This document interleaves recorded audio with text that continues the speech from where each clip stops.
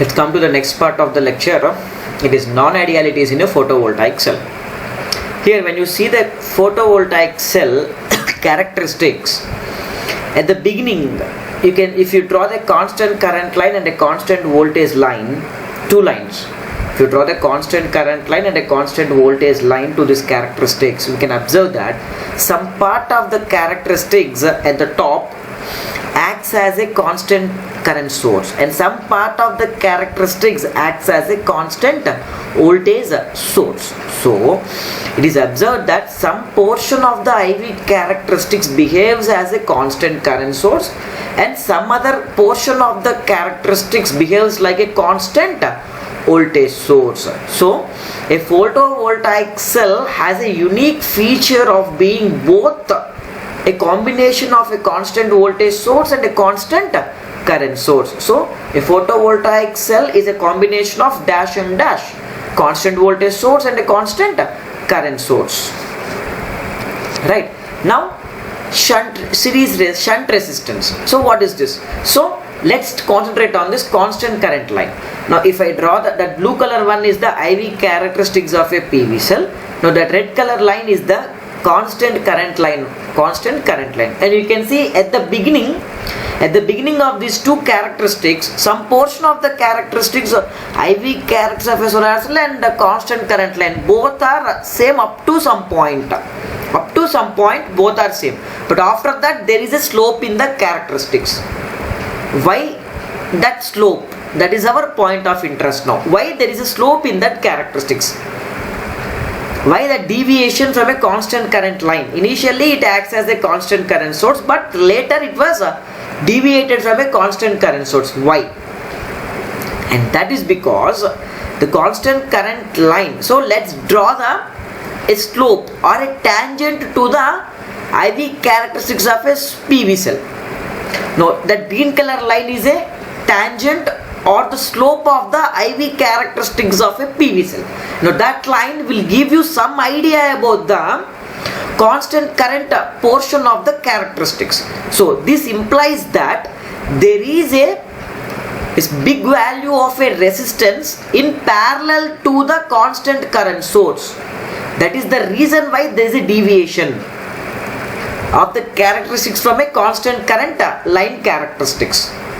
It's because there is a resistance connected in parallel with the current source, a huge value of a resistance, a big value of a resistance connected in series in parallel with the constant current source, that is a solar cell. So the non-ideality corresponding to the constant current portion of a solar cell is called shunt resistance, RSH. In the diagram you can see in the left side you can see the diagram. IP is equal to ID plus I.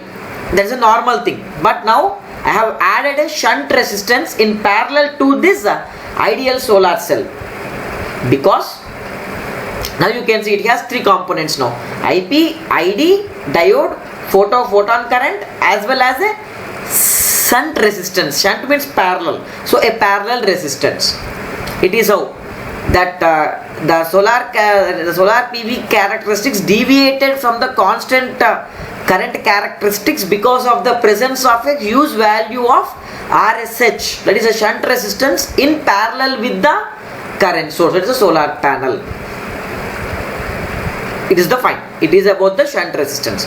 Now let's talk about the second resistance, that is called the series resistance. What is the series resistance? So if I draw the constant voltage line, you can see the red color line is a constant voltage line.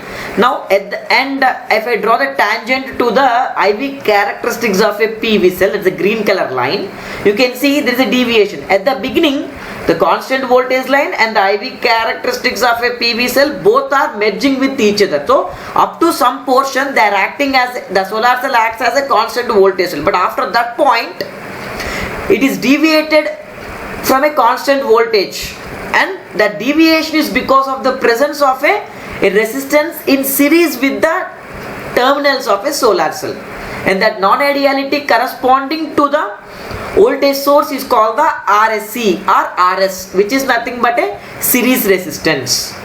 You can see it. in the diagram you can clearly see it is represented in series with the characteristic, in series with the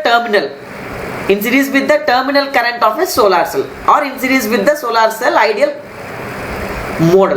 single diode model. So what are the final things that we have observed from this? It's like if I combine both the things, now it's the equivalent circuit model of a photovoltaic cell. As you can see that there is an inclusion of RSH and RSH in parallel and RS in series with the solar cell. This RSH corresponds to constant current portion of the solar cell, and RS corresponds to constant voltage portion of the solar cell. Now you can see a single diode model of a solar cell consists of 4 elements. One is a current source IP, a diode ID, RSH and RS. These are the 4 elements which are there in a equivalent circuit of a photovoltaic cell. And you can see that the subsequent diagrams, you can see this complete box can be represented in the form of a rectangle like that, which is nothing but a symbol of a solar cell, or otherwise we can represent the symbol of a solar cell with the other subsequent diagram, that is a voltage a DC voltage source with a solar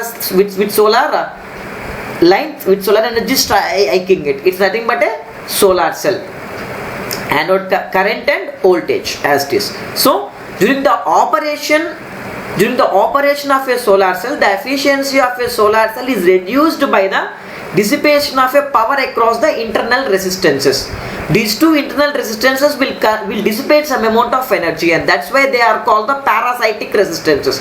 What is a parasite? Parasite means, let's talk it in terms of a COVID-19 language.